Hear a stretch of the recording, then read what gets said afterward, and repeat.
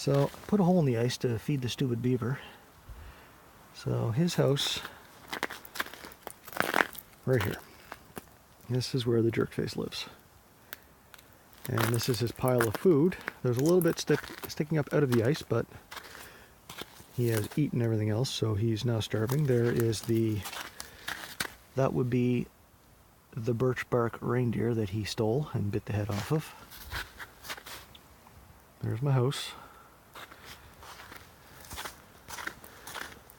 Some other little gems I found today. Here's the Ethernet cord that he stole. Just found that.